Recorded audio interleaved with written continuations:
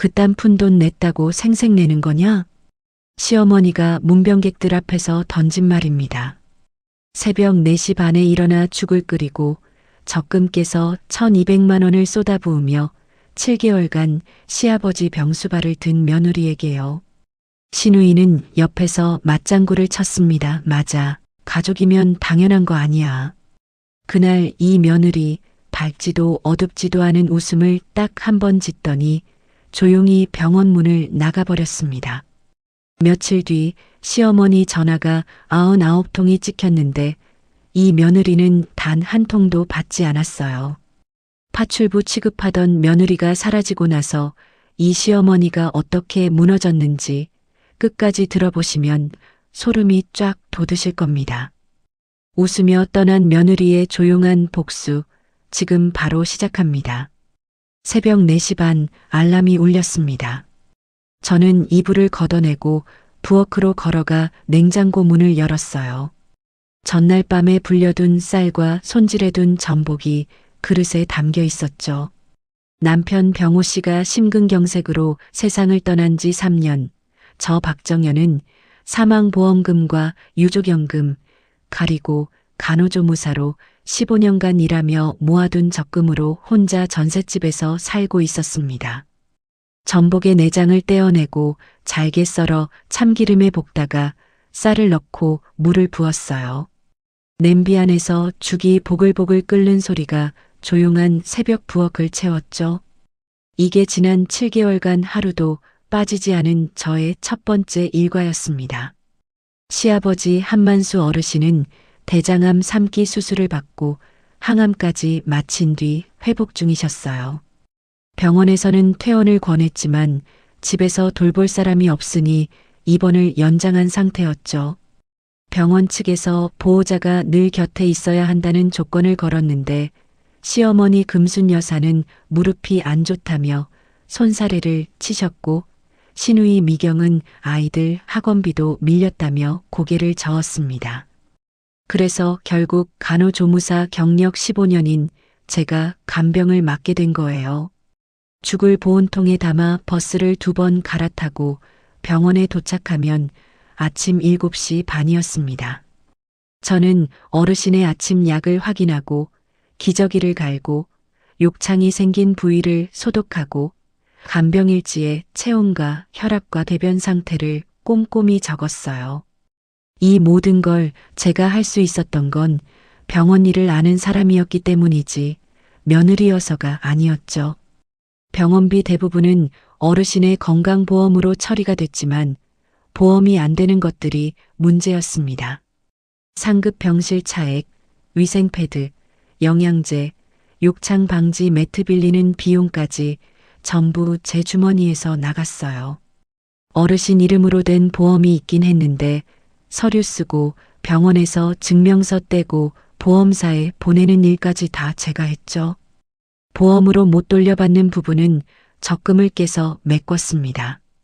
7개월 동안 제가 쓴 돈을 엑셀 파일로 정리해뒀는데 약 1,200만 원이었어요. 금순 여사는 일주일에 한두 번 병원에 오셨습니다. 과일 하나를 깎아서 어르신 입에 넣어주고는 간호사실까지 걸어가 고개를 꾸벅 숙이며 인사를 돌렸어요. 어머, 내가 안 오면 안 돼. 우리 영감이 내 얼굴 봐야 밥을 먹는다니까.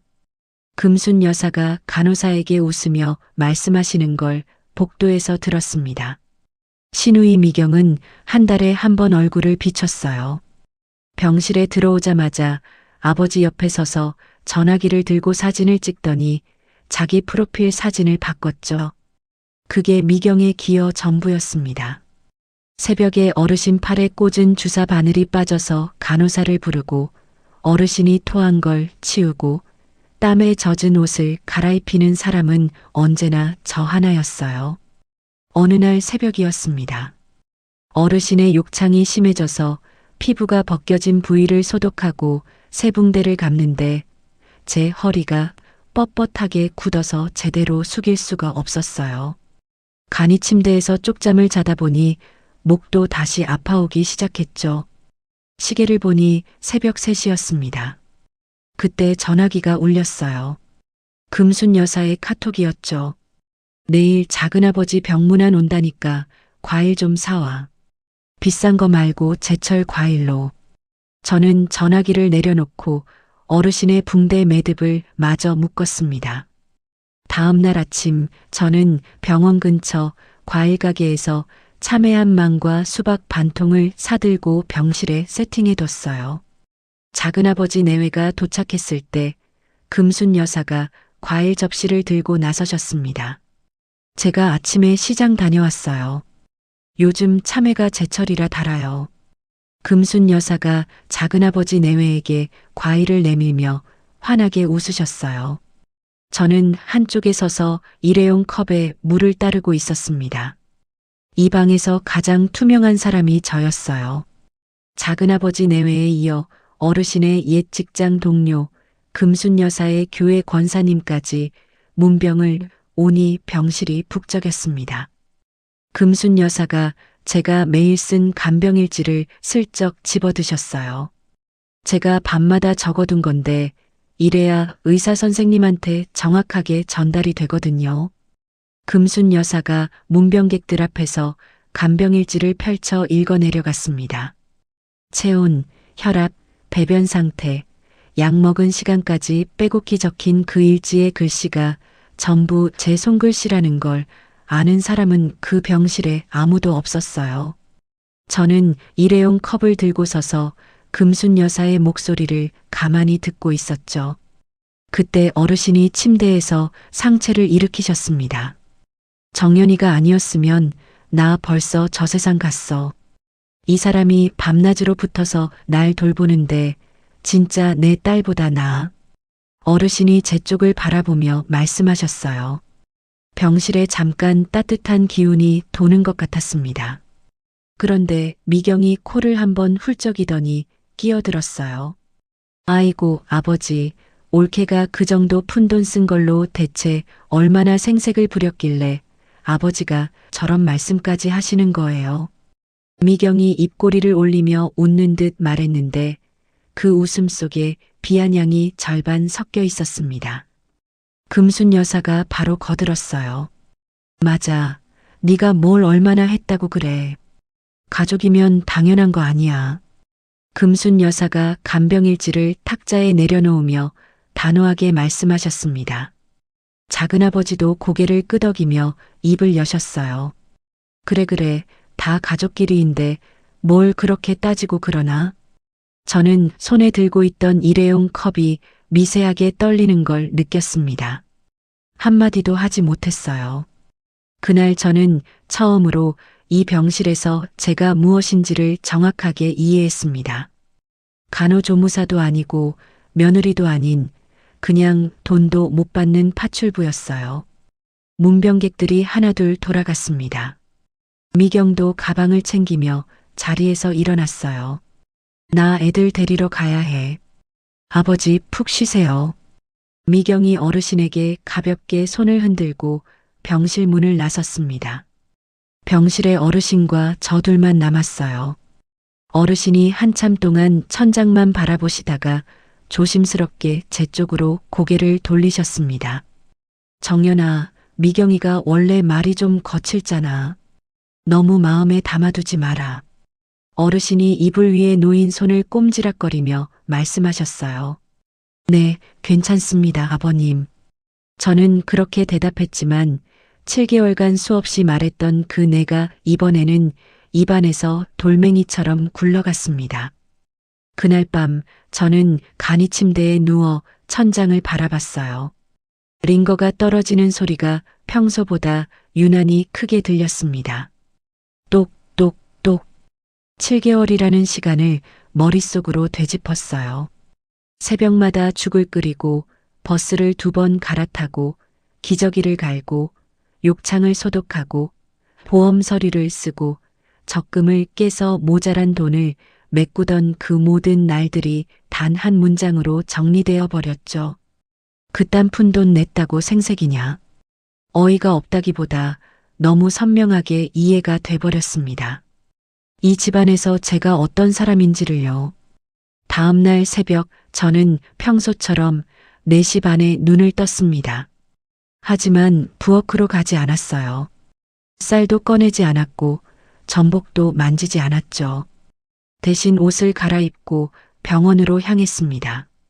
병실에 도착하니 어르신은 아직 주무시고 계셨어요. 저는 간병일지를 펼쳐서 마지막 페이지에 오늘 날짜까지의 약 먹는 시간표, 음식 주의사항, 욕창 붕대 갈아주는 주기를 빼곡하게 정리했습니다. 한 글자도 빠뜨리지 않으려고 천천히 썼어요. 다 쓴 뒤 그 페이지를 깔끔하게 떼어내서 침대 옆 탁자에 붙여뒀죠. 그리고 7개월치 병원비 영수증 사본과 제가 제 돈으로 쓴 내역을 정리한 엑셀 출력본, 어르신 이름으로 된 보험을 청구할 때 필요한 서류 양식과 보험사 번호, 담당자 연락처를 메모해서 투명 파일에 함께 끼워 넣었습니다. 저는 간이 침대 위에 놓아뒀던 제 짐을 가방에 담기 시작했어요. 갈아입을 옷 2벌, 세면도구, 목베개, 그리고 7개월간 저와 함께한 작은 담요까지. 가방 지퍼를 닫는 소리에 어르신이 눈을 뜨셨습니다. 정연아, 뭐 하는 거야? 어르신이 고개를 들어 제 쪽을 보셨어요. 저는 가방을 바닥에 내려놓고 어르신을 바라봤습니다. 웃었어요. 밝지도 어둡지도 않은 7개월 동안 이 병실에서 한 번도 지어본 적 없는 종류의 웃음이었죠. 아버님, 이제 어머님이랑 미경이가 잘 해드릴 거예요. 저는 여기까지인 것 같습니다. 어르신의 눈이 흔들렸습니다. 입술을 달싹거리셨지만 저를 붙잡는 말은 나오지 않았어요. 저는 고개를 숙여 깊이 인사를 드렸습니다. 그동안 감사했습니다, 아버님. 그 말을 끝으로 저는 가방을 들고 병실 문을 열었어요. 복도를 걸었습니다. 간호사실 앞을 지나고 엘리베이터를 타고 1층 로비를 가로질러 자동문 앞에 섰어요. 쉬익 문이 열리며 5월의 바깥 공기가 제 얼굴을 때렸습니다.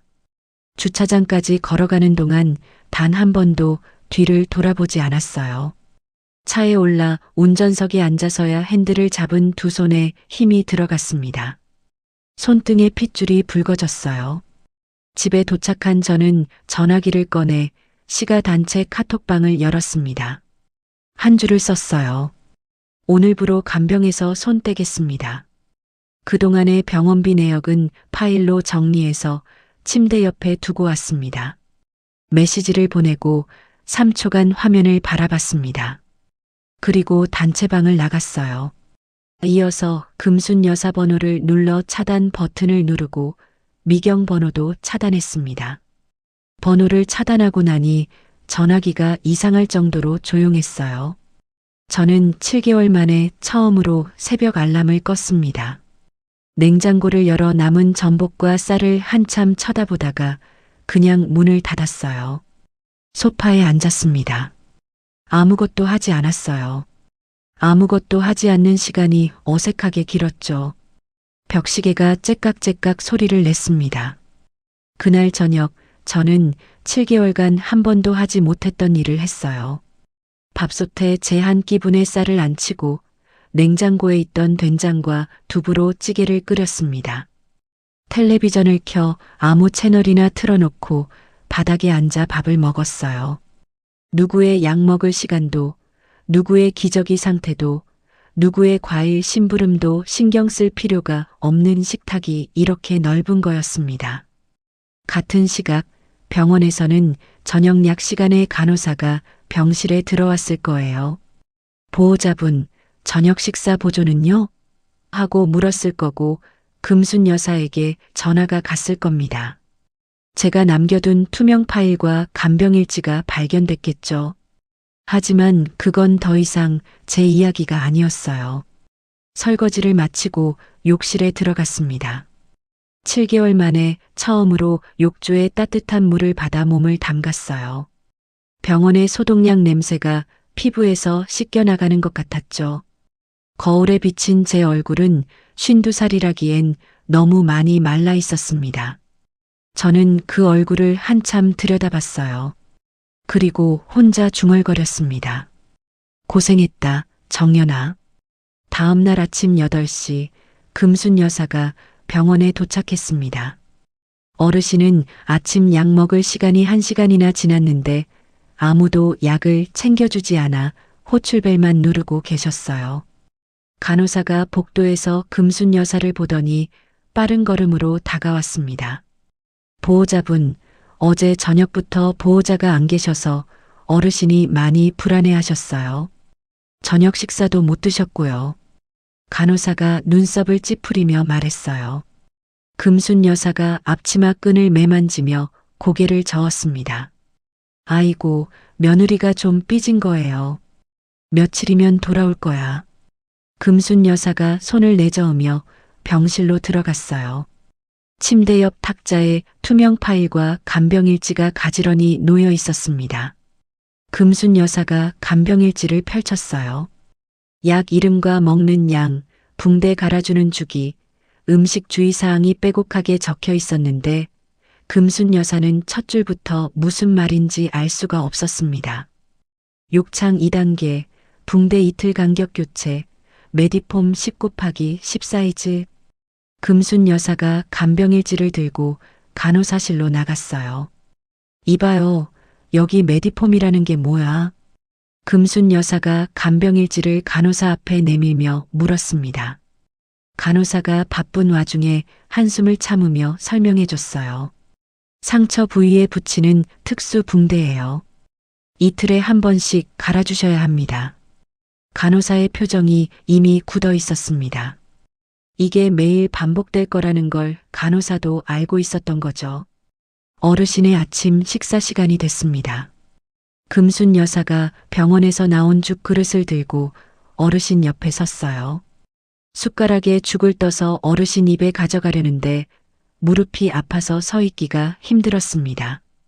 침대 높이에 맞춰 허리를 숙이니 5분도 안 돼서 허리에 통증이 왔어요. 금순 여사가 결국 죽그릇을 어르신 손에 쥐어드렸습니다. 아버지, 좀 드셔보세요. 금순 여사가 보호자 의자에 털썩 주저앉으며 말했어요. 어르신이 숟가락을 잡으셨지만 손에 힘이 없어서 죽을 옷 위에 흘렸습니다. 금순 여사가 휴지를 뽑아 어르신의 옷을 닦아드렸는데 금순 여사의 손도 떨리고 있었어요. 점심이 되자 금순 여사가 전화기를 꺼내 미경에게 전화를 걸었습니다. 야, 정연이가 진짜 안 온다. 네가 와서 좀 도와라. 금순 여사가 복도 끝에 서서 목소리를 낮추며 말했어요. 엄마, 나 큰애 학원비가 2달째 밀렸다고. 거기까지 버스비가 왕복 10,000원이 넘는데 그걸 매일 내라고? 미경의 목소리가 전화기 너머로 날카롭게 들렸습니다.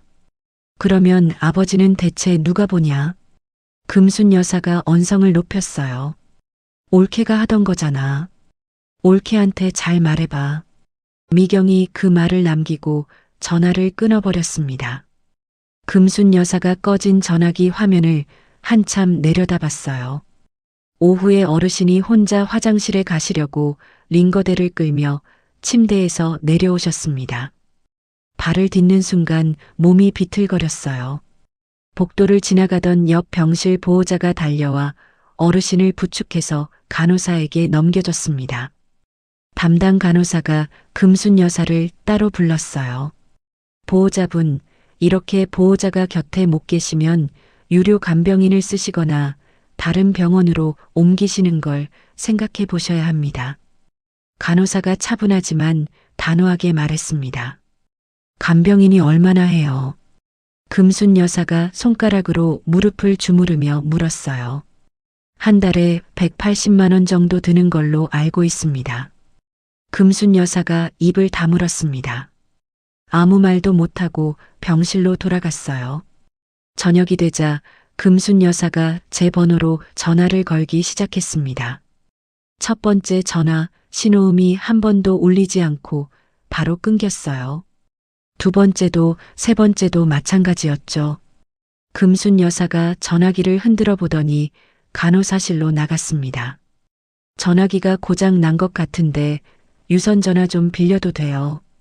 간호사실 전화로 다시 걸었지만 역시 연결이 되지 않았어요. 제가 번호를 차단했다는 걸 금순 여사는 이때까지도 모르고 계셨습니다. 그 다음 날 금순 여사는 본인의 무릎으로는 간병이 안 된다는 걸 하루 만에 온몸으로 느꼈어요. 동네 노인 일자리 센터에 전화를 걸었습니다. 거기서 간병 도우미 좀 보내줄 수 있어요. 어르신, 간병은 자격증이 있는 분이 해야 하고요. 나라에서 지원을 받으시려면 등급 판정을 먼저 받으셔야 해요. 건강보험공단에 직접 신청하셔야 하는데 등급 나오는 데만 최소 한 달은 걸립니다. 센터 직원이 안내했습니다. 공단 전화번호가 몇 번이라고요. 금순 여사가 3번이나 되물었어요. 사흘째 금순 여사가 작은아버지에게 전화를 걸었습니다. 아주버님, 형님 간병 좀 도와주실 수 있겠어요? 금순 여사가 목소리를 최대한 부드럽게 낮추며 부탁했어요. 형수님, 그건 자식들이 할 일이지. 저희가 어떻게 합니까? 작은아버지가 정중하게 거절했습니다. 병문안 때 가족인데 뭘 그래 하며 저를 깎아내리던 바로 그 작은아버지였어요. 정작 도움을 청하니 선을 긋는 데는 한치의 망설임도 없었습니다. 나흘째 밤 금순 여사가 병원 복도 벤치에 앉아 또 제 번호를 눌렀어요. 이날 하루에만 23통을 걸었습니다. 목소리가 완전히 달라져 있었어요. 첫날에 야, 너 지금 뭐 하는 거야는 어디에도 없었습니다. 정연아, 나 혼자 어떡하니? 아버지가 밤에 자꾸 깨는데 나는 무릎이 아파서 일어날 수가 없어. 금순 여사의 흐느끼는 목소리가 음성 사서함에 녹음되고 있었지만 저는 그 사서함을 확인하지 않았어요. 닷새째 아침 간호사실에서 금순 여사를 불렀습니다. 보호자분, 이대로면 환자분 안전을 저희가 책임질 수가 없습니다. 이번 주 안으로 간병인을 쓰시든 다른 병원으로 옮기시든 계획서를 내주셔야 합니다. 간호사가 안내문을 내밀었어요. 금순 여사가 떨리는 손으로 서명을 했습니다. 펜을 내려놓는 금순 여사의 눈에 물기가 고여 있었어요. 그제야 아셨을 겁니다. 제가 7개월간 해온 것이 파출부 일이 아니라 이 병실의 모든 것이었다는 거요. 그리고 그게 사라진 자리에 남은 건 금순 여사의 늙은 무릎과 전화를 받지 않는 딸과 아무것도 할 줄 모르는 금순 여사 본인뿐이라는 거요. 일주일이 지났습니다. 금순 여사가 미경에게 전화를 걸어 으름장을 놓았어요. 야, 안 오면 아버지 재산에서 한 푼도 못 받는다. 알겠어. 그 말에 미경이 마지못해 병원에 나타났습니다. 커다란 짐 가방 대신 손가방 하나만 달랑 들고 왔어요. 병실 문 앞에서 미경이 금순 여사를 똑바로 쳐다보며 말했습니다. 나 일주일만 하는 거야. 딱 일주일. 미경이 손가락 하나를 세워 보이며 못을 박았어요. 병실에 들어서자마자 미경의 미간이 찌푸러졌습니다. 소독약 냄새와 어르신의 기저귀 냄새가 섞인 공기가 코를 찔렀어요. 미경의 첫 번째 해야 할 일은 어르신의 기저귀를 가는 거였습니다. 금순 여사가 옆에서 지켜보는 가운데 미경이 어르신의 이불을 걷고 기저귀를 벗기는 순간 올라오는 냄새에 미경이 입을 틀어막고 화장실로 뛰어갔어요. 화장실 안에서 구역질하는 소리가 들렸습니다. 어르신의 얼굴이 돌처럼 굳어졌어요. 아무 말 없이 고개를 벽 쪽으로 돌리셨습니다. 병실 안의 공기가 무겁게 가라앉았어요. 미경이 입가를 손등으로 닦으며 화장실에서 나왔습니다. 엄마, 이거 진짜 사람이 할 짓이 아니야. 미경이 세면대에 기대서며 말했어요.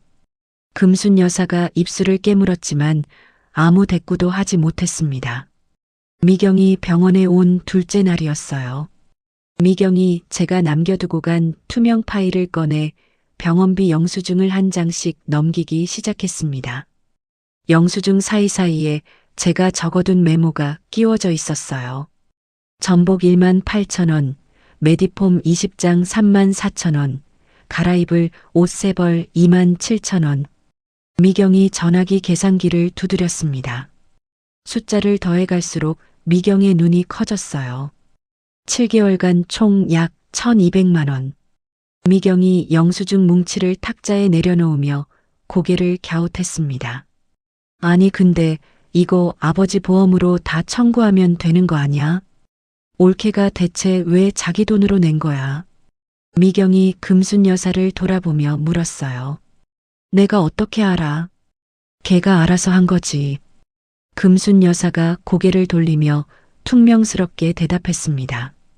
제가 보험 청구를 대신 해주면서 돌려받는데 시간이 걸리고 돌려받지 못하는 항목은 그때그때 제 돈으로 먼저 메꿔야 했다는 사정은 모녀가 알 리 없었죠. 그날 밤부터 금순 여사와 미경의 싸움이 시작됐습니다. 병실 불을 끄고 간이 침대에 나란히 누운 모녀 사이로 날카로운 목소리가 오갔어요. 아버지 연금이 달마다 90만 원 나오잖아. 거기서 내면 되지. 금순 여사가 먼저 입을 열었습니다. 90만 원으로 간병인비 180만 원을 어떻게 내? 나머지 90만 원은 엄마가 내. 미경이 간이 침대에서 몸을 일으키며 받아쳤어요. 그건 내 생활비야. 나는 매달 약값에 공과금 내면 남는 게 없어. 그러면 아버지는 누가 봐. 나한테 다 떠넘기면서. 네가 딸이니까 당연히 도와야지. 당연하다는 말 좀 그만해. 엄마가 올케한테도 당연하다고 했잖아. 그래놓고 지금 어떻게 됐어? 미경이 목소리가 한 톤 더 올라갔습니다. 금순 여사가 말문이 막혀 입을 다물었어요. 어르신은 모녀가 병실에서 언성을 높일 때마다 벽 쪽으로 고개를 돌리고 눈을 감으셨습니다. 미경이 병원에 온 지 나흘째 되는 날이었어요. 어르신의 욕창 붕대를 갈아줘야 하는 날이었습니다.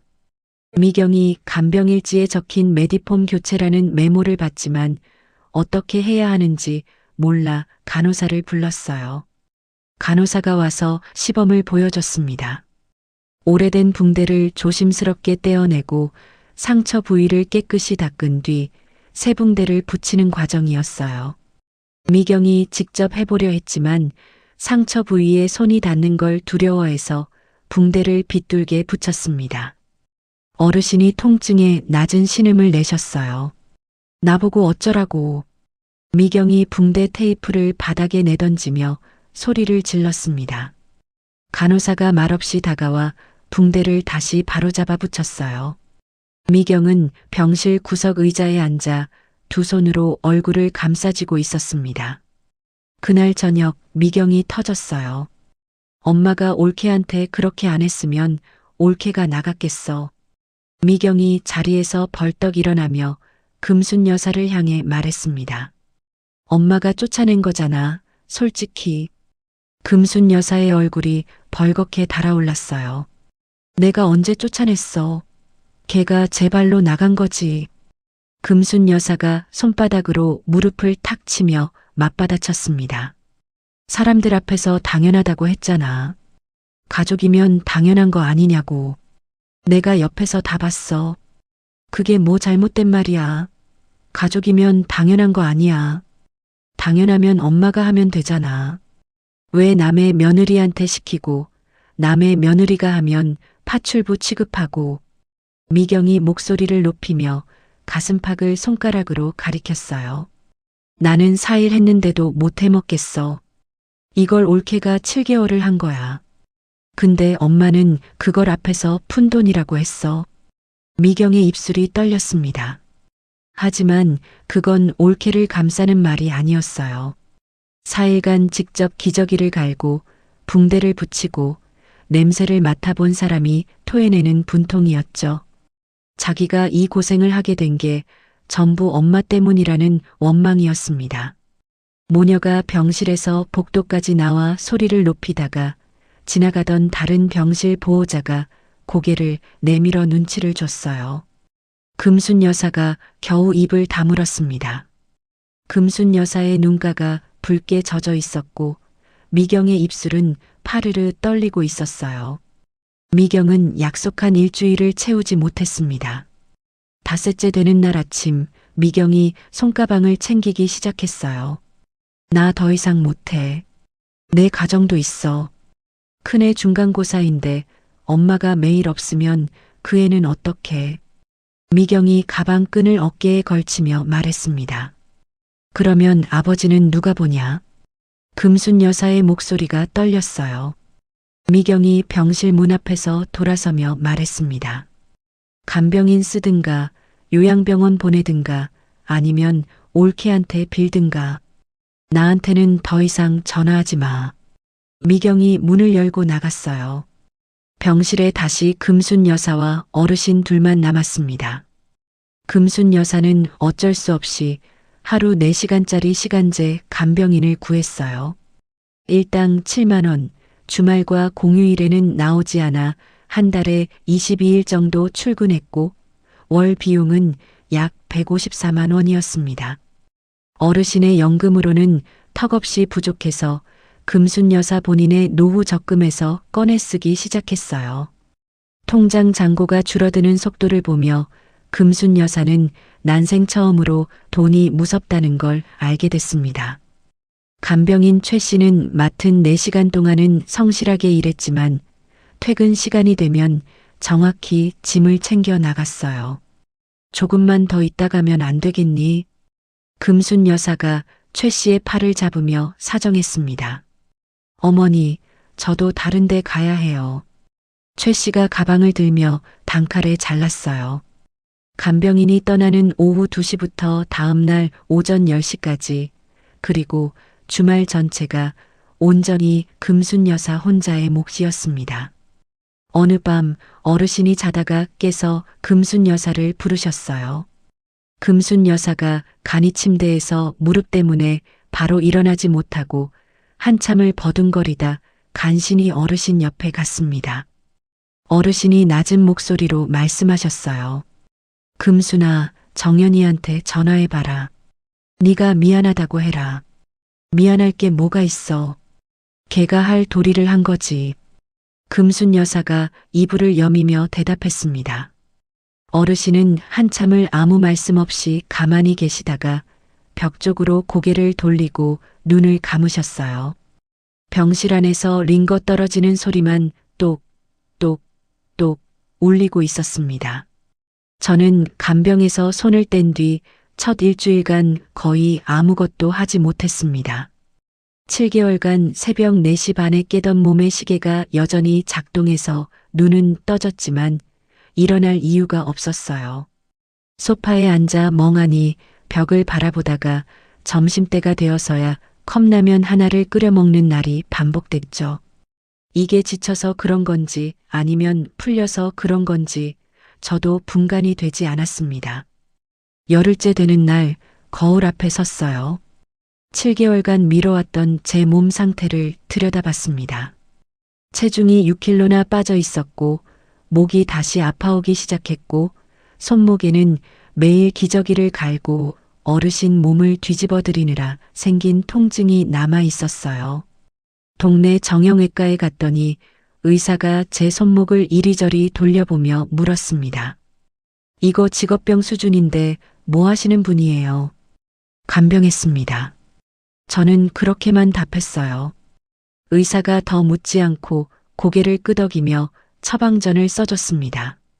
몸을 추스르면서 냉장고에 붙여뒀던 엑셀 출력본을 다시 꺼내 들여다봤어요. 7개월간 제가 쓴 돈 약 1,200만 원. 제 적금과 생활비를 거의 비워낸 금액이었습니다. 이걸 그냥 묻어둬야 하는지 아니면 정리를 해야 하는지 고민이 시작됐어요. 저를 결심하게 만든 건 미경이 내뱉은 푼돈이라는 말이 아니었습니다. 제 통장에 남은 잔고 앞에서 느낀 현실적인 불안이었어요. 동네 법률구조공단 출장소를 찾아갔습니다. 무료 상담을 받을 수 있다는 걸 예전에 병원 게시판에서 본 적이 있었거든요. 상담 변호사가 제가 가져간 영수증 파일과 엑셀 정리표를 한 장씩 넘기더니 고개를 끄덕였습니다. 정리를 참 깔끔하게 하셨네요.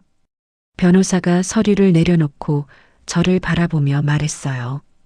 정연 씨, 중요한 걸 하나 말씀드릴게요.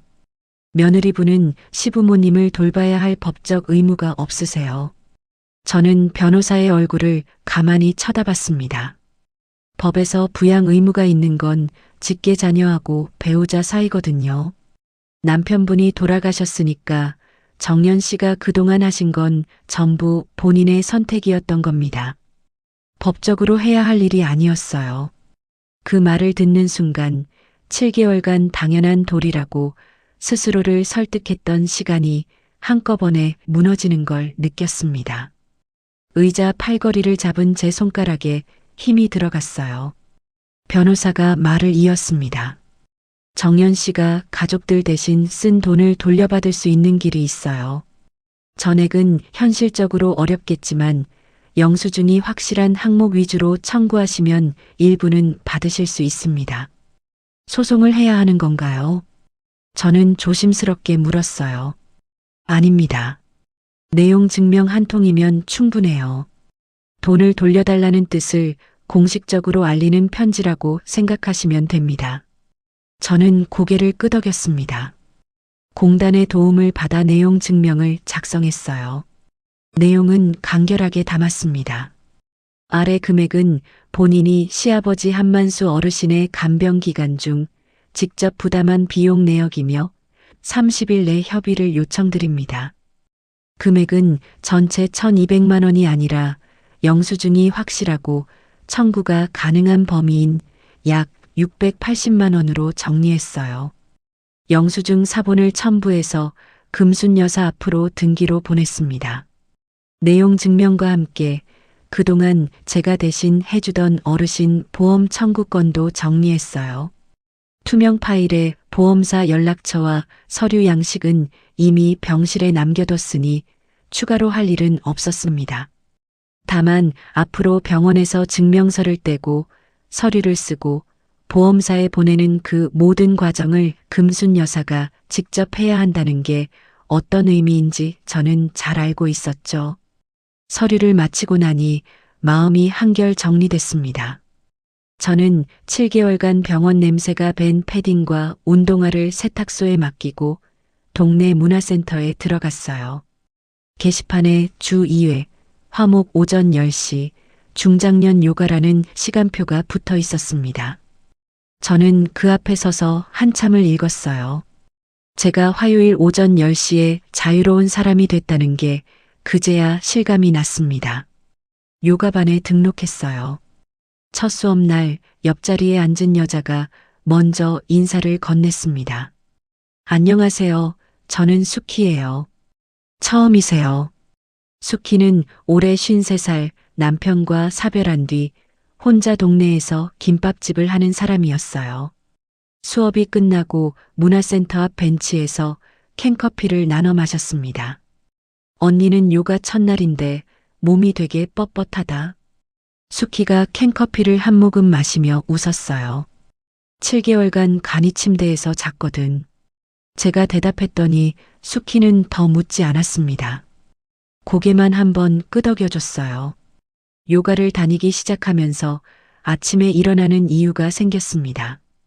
새벽 4시 반 대신 7시에 눈을 뜨고 간단히 밥을 해 먹고 밀린 빨래를 널고 오전에 요가를 하고 오후에는 동네 도서관에서 책을 읽었어요. 일주일에 한 번은 수키의 김밥집에 들러 참치김밥을 사 먹으며 이런저런 이야기를 나눴습니다. 7개월 만에 처음으로 누군가와 환자 이야기가 아닌 대화를 하고 있었어요.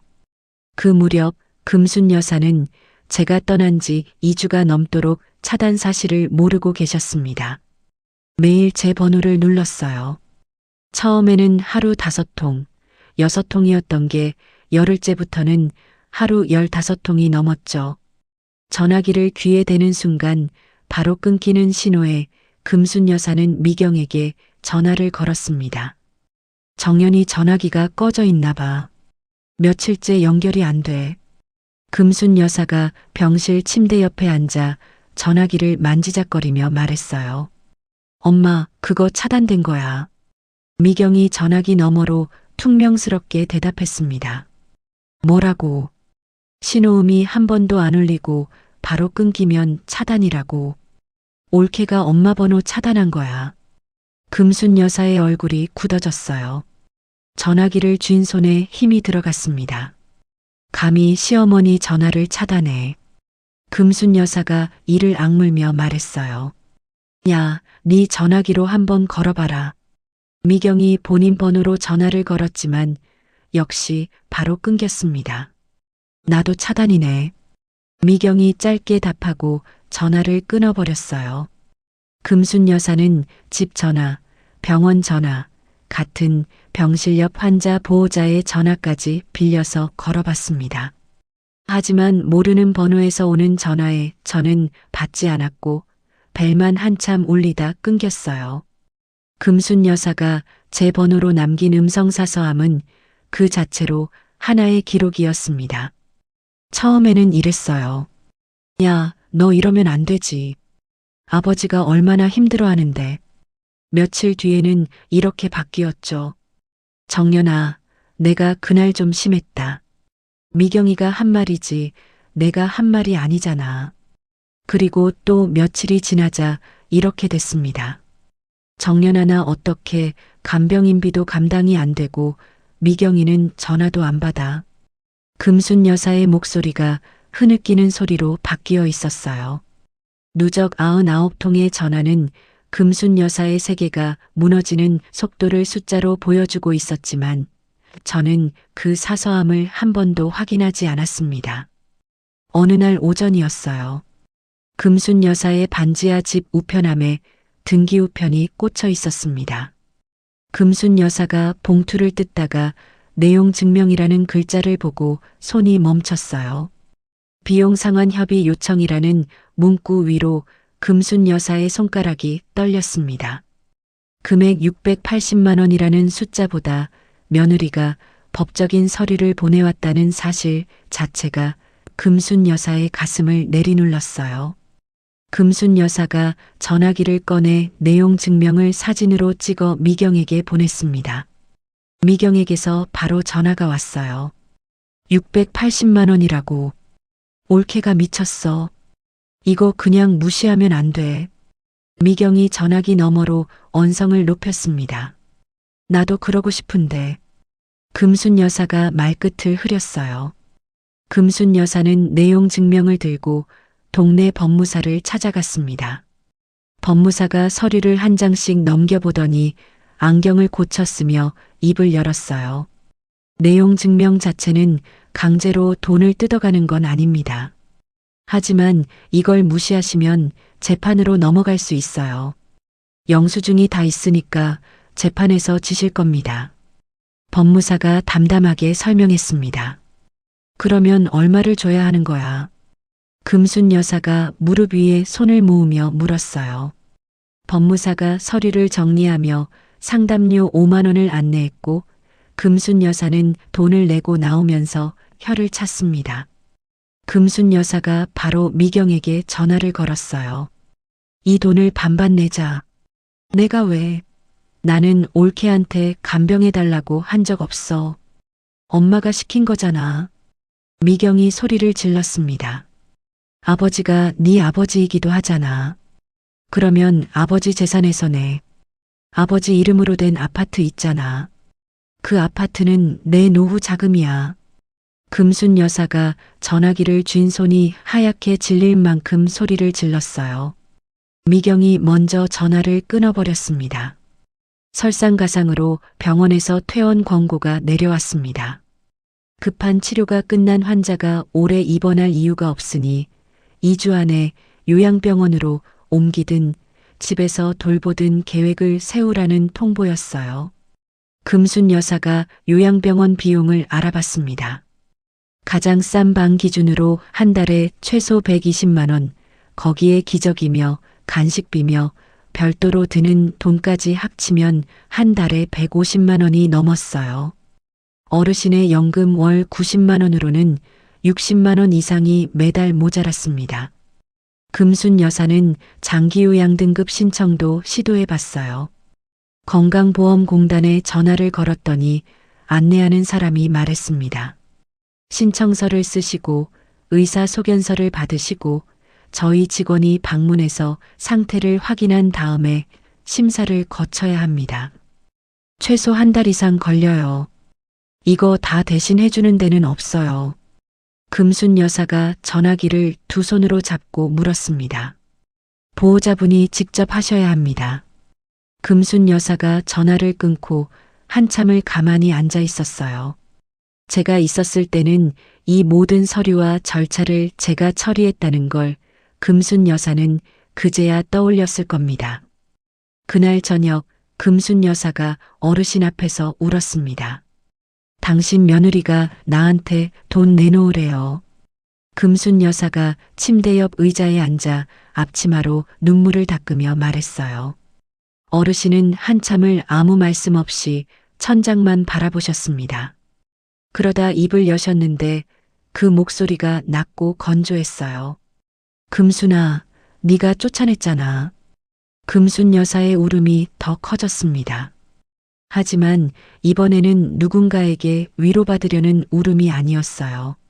아무도 편을 들어주지 않는 현실 앞에서 쪼그라드는 울음이었습니다. 어르신은 더 이상 아무 말씀도 하지 않으셨어요. 그날 밤 금순 여사가 병원 복도 끝 자판기 앞 벤치에 앉아 있었습니다. 종이컵에 담긴 커피는 이미 식어 있었고 금순 여사의 시선은 허공을 향하고 있었어요. 옆을 지나가던 간호사에게 금순 여사가 중얼거렸습니다. 저기 혹시 간병 잘하는 며느리 구하는 법 아세요? 말을 내뱉고 나서 금순 여사가 스스로 입을 다물었어요. 자기가 한 말이 얼마나 한심한지를 깨달은 얼굴이었습니다. 벤치 위에 금순 여사는 7개월간 파출부라고 불렀던 사람이 사라진 자리에 혼자 남겨진 77세의 늙은 여자였습니다. 2주가 지났습니다. 병원의 퇴원 기한이 코앞으로 다가오자 금순 여사는 더 이상 버틸 수가 없었어요. 근처 요양병원 3곳을 직접 돌아다녔습니다. 첫 번째는 한 달에 130만 원인데 대기자가 15명이었어요. 두 번째는 한 달에 150만 원에 바로 들어갈 수 있었지만 복도에서부터 소독약 냄새가 코를 찔렀고 벽지가 군데군데 들떠 있었죠. 세 번째는 한 달에 120만 원으로 가장 저렴했지만 면회가 일주일에 2번으로 제한돼 있었습니다. 금순 여사는 세 번째 요양병원 상담실에서 입원 계약서를 받아들고 한참을 들여다보다 한숨을 내쉬었어요. 계약서에는 보증인과 비용 부담자를 쓰는 란이 있었습니다. 금순 여사가 미경에게 전화를 걸었어요. 미경아, 보증인이라도 서달라. 보증인이 없으면 입원 자체가 안 된다. 금순 여사의 목소리가 갈라져 있었습니다. 보증인이면 결국 돈 내라는 소리 아니야. 미경이 전화기 너머로 경계하듯 물었어요. 아니야, 이름만 쓰는 거야. 제발 이것만 해다오. 금순 여사가 전화기를 두 손으로 감싸쥐며 말했습니다. 미경은 한참을 침묵하다 입을 열었어요. 내 이름은 쓰되 돈은 엄마가 알아서 해. 나는 한 푼도 안 내. 미경이 그 조건을 달고 마지못해 동의했습니다. 어르신이 요양병원으로 옮겨지던 날 저는 그 사실을 몰랐어요. 알 필요도 없었습니다. 저는 그날 오전에 수키와 함께 동네 뒷산 둘레길을 걷고 있었어요. 5월 말의 초록빛 나뭇잎 사이로 햇빛이 내려왔습니다. 언니, 다음 주에 문화센터에서 비누 만들기 수업하는데 같이 갈래? 수키가 등산 모자를 고쳤으며 물었어요. 그래, 가자. 저는 자연스럽게 답했습니다. 그게 제 일상이었어요. 요양병원에 입원한 뒤 금순 여사는 매달 비용 정산의 현실과 마주했습니다. 어르신의 연금 90만 원에서 요양병원비 120만 원을 내면 30만 원이 모자랐어요. 거기에 기저귀, 물티슈, 간식비까지 합치면 매달 55만 원이 부족했습니다. 금순 여사는 자기 노후 적금에서 매달 그 돈을 꺼내 쓰기 시작했어요. 2천만 원이던 적금 잔고가 눈에 띄게 줄어들고 있었습니다.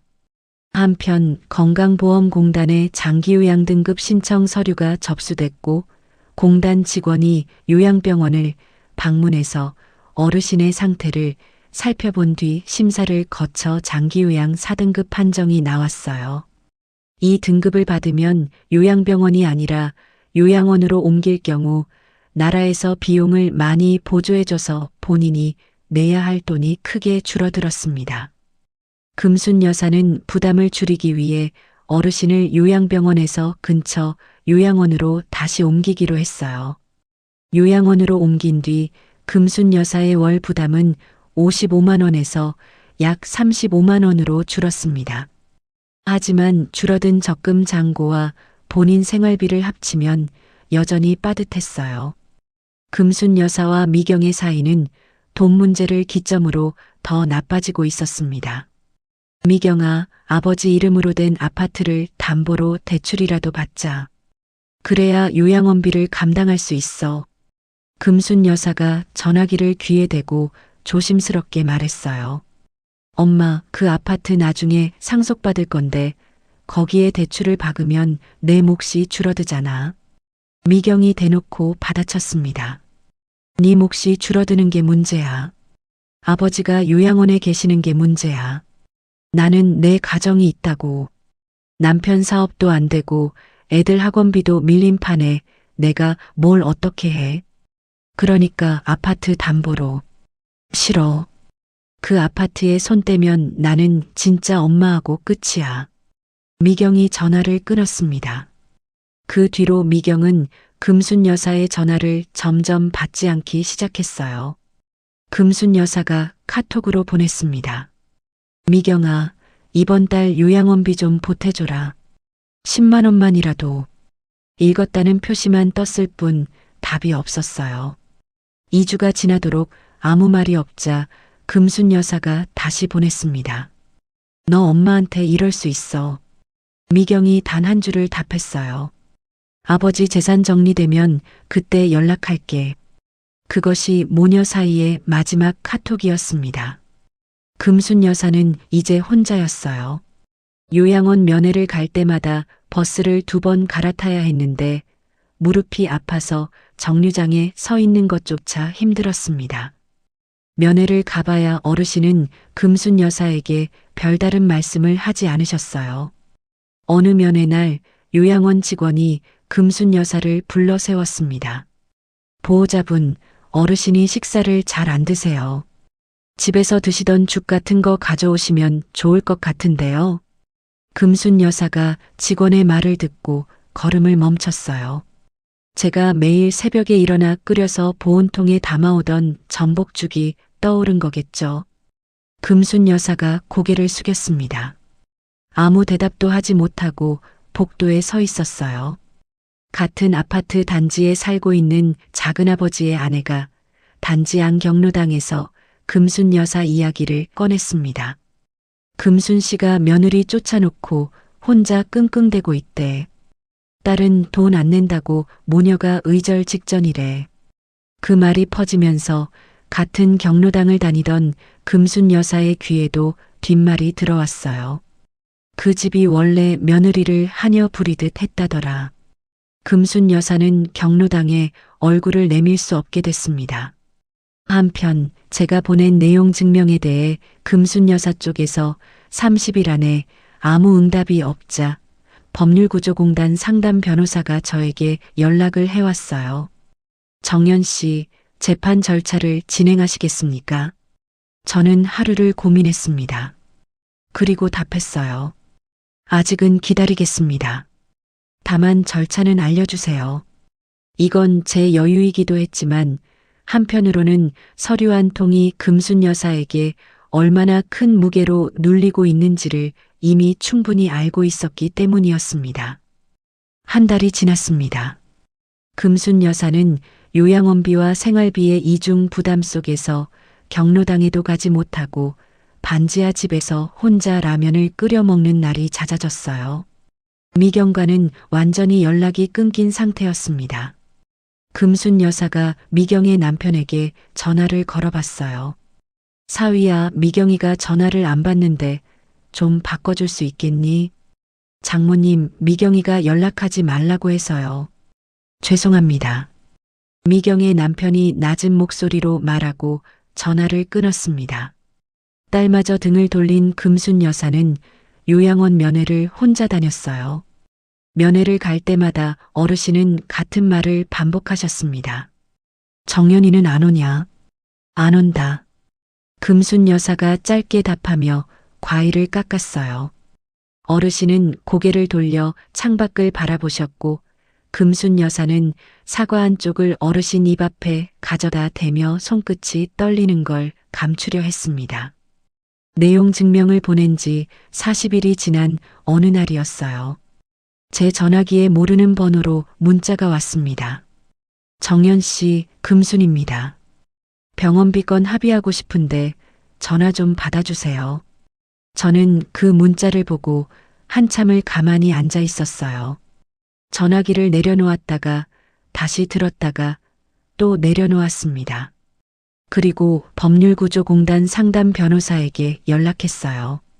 합의를 하고 싶다는 연락이 왔는데 어떻게 하면 좋겠습니까? 직접 만나지 마시고 서면으로 합의 조건을 주고받으시는 게 좋겠습니다. 변호사가 조언했어요. 합의 과정은 길지 않았습니다. 금순 여사 쪽에서 동네 법무사를 통해 제안이 왔어요. 680만 원 전액은 어렵고 340만 원을 3개월에 나눠드리겠습니다. 저는 이틀을 고민했습니다. 제가 쓴 1200만 원의 3분의 1도 안 되는 금액이었어요. 하지만 재판으로 가서 시간과 감정을 더 쓰는 것보다 여기서 끊는 게 제 일상을 지키는 방법이라고 판단했습니다. 합의서에 서명하며 저는 이 집안과의 마지막 연결고리를 정리했어요. 첫 번째 나눠낸 돈 113만 원이 입금된 날, 저는 그 돈으로 두 가지를 했습니다. 첫째는 7개월간 미뤄왔던 건강검진 예약이었어요. 둘째는 동네 운동용품점에서 새 운동화를 한 켤레 산 거였습니다. 둘레길 산책용으로 고른 밑창이 두툼하고 발목을 잡아주는 운동화였어요. 계산대에서 카드를 긁으며 생각했습니다. 제가 기억하는 한 최근 몇 년간 오롯이 저만을 위해 쓰는 첫 번째 돈이었어요. 건강검진 결과는 다행히 나쁘지 않았습니다. 목 디스크 초기 소견이 있고 햇빛을 많이 못 쬐어서 비타민이 부족하다는 것 외에 큰 이상은 없었어요. 햇빛 좀 쬐시고 걷기 운동을 꾸준히 하세요. 의사가 진료 기록을 적으며 말했습니다. 요즘 매주 산에 다닙니다. 저는 웃으며 대답했어요. 진료실을 나와 병원 복도를 걸었습니다. 같은 병원 복도인데 7개월간 간병하며 걷던 그 복도와는 완전히 다른 공간처럼 느껴졌어요. 어느 화요일 요가 수업을 마치고 나오는데 수키가 제 얼굴을 보더니 말했습니다. 언니, 요새 얼굴이 좋아졌다. 첫날이랑 완전 다르다. 수키가 수건으로 목을 닦으며 웃었어요. 잠을 잤거든. 저는 웃으며 대답했는데 농담이 아니라 진심이었습니다. 새벽에 깨지 않고 냄새에 질식하지 않고 누군가의 심부름에 쫓기지 않는 밤이 8시간 이어진다는 게 사람을 이렇게 바꿔놓는 거였어요. 6월의 어느 아침이었습니다. 수키와 둘레길을 걷고 있는데 제 전화기가 울렸어요. 지역번호로 시작하는 유선전화 번호였습니다. 요양원에서 걸려오는 전화일 수도 있겠다는 생각에 받았더니 수화기 너머로 어르신의 목소리가 들렸어요. 요양원 사무실 전화를 빌려 거신 거였습니다. 어르신은 한참을 아무 말씀 없이 숨소리만 내셨어요. 저는 둘레길 중턱에 멈춰서서 전화기를 귀에 대고 기다렸습니다. 긴 침묵 끝에 어르신이 낮고 갈라진 목소리로 말씀하셨어요. 정연아, 미안하다. 그때 내가 한마디를 했어야 했는데, 네 편을 들었어야 했는데. 어르신의 목소리가 끝으로 갈수록 가늘어졌습니다. 저는 눈 안쪽이 뜨거워지는 걸 느끼며 고개를 들어 하늘을 올려다봤어요. 나뭇잎 사이로 6월의 햇빛이 쏟아지고 있었습니다. 어르신이 더 말씀하실 것이 있는지 기다렸어요. 긴 침묵 끝에 어르신의 숨소리만 남자 저는 입을 열었습니다. 아버님, 건강하세요. 진심으로요. 그 한마디가 제가 이 집안에 건네는 마지막 인사가 될 거라는 걸 저도, 아마 어르신도 알고 계셨을 거예요. 전화를 끊었습니다. 수키가 아무 말 없이 제 옆에 서 있다가 가방에서 물병을 꺼내 조용히 건넸어요. 저는 물을 한 모금 마시고 다시 걷기 시작했습니다. 저녁 혼자 밥을 차렸어요. 된장찌개에 밥 한 공기, 시금치 나물 한 접시, 그리고 냉장고에 있던 두부를 노릇하게 구워 한 접시를 더 놓았습니다. 텔레비전은 끄고 창문을 열었어요. 6월 저녁의 바람이 부엌 안으로 들어왔습니다. 누구의 죽도 끓이지 않는, 누구의 기저귀도 갈지 않는, 누구의 과일 심부름도 받지 않는, 오롯이 저 한 사람의 한 끼를 위한 식탁이 거실 한가운데 놓여 있었어요. 저는 숟가락을 들기 전에 잠깐 그 식탁을 내려다봤습니다. 7개월간 새벽 4시 반에 일어나 남의 죽을 끓이던 사람이 저녁 6시에 제 밥을 지어 앉아 있다는 것이 대단한 성공도 아니고 화려한 복수도 아닌 그저 보통의 하루라는 것이 그래서 오히려 더 단단하게 느껴졌어요. 창밖으로 해가 길어진 6월의 저녁빛이 부엌 창틀을 넘어 식탁 위로 길게 쏟아졌습니다. 저는 천천히 숟가락을 들었어요. 시청자 여러분, 오늘 이야기 끝까지 들으셨나요? 7개월간 새벽 4시 반에 일어나 죽을 끓이고 적금을 깨가며 시아버지를 돌본 며느리에게 돌아온 건 푼돈으로 생색낸다는 한마디였습니다. 하지만 정연 씨가 병원 문을 나서는 순간 모든 것이 뒤집혔죠. 시어머니는 99통의 전화를 걸며 무너졌고 간병 한 번 안 하던 시누이는 닷새 만에 도망쳤습니다. 모녀는 서로에게 돈을 떠넘기다 결국 의절했고 경로당 뒷말까지 퍼지며 시어머니는 완전히 혼자가 됐어요. 당연하다고 깔아뭉갰던 사람들의 끝이 이렇습니다. 정연 씨는 지금 아침 7시에 눈을 뜨고 요가를 하고 둘레길을 걸으며 자기만의 하루를 살고 있습니다. 대단한 복수가 아니었어요. 그저 당연하지 않은 일을 그만둔 것뿐인데 그게 가장 강력한 한방이 됐습니다. 세상 모든 정연 씨들에게 말씀드리고 싶습니다. 당신의 희생은 당연한 게 아니었고 당신에게도 조용한 아침 식탁이 돌아오길 진심으로 바랍니다. 정연 씨를 응원하는 한마디 댓글로 남겨주시겠어요? 그럼 다음 사연에서 또 뵙겠습니다. 오늘도 시원한 하루 되세요. 감사합니다.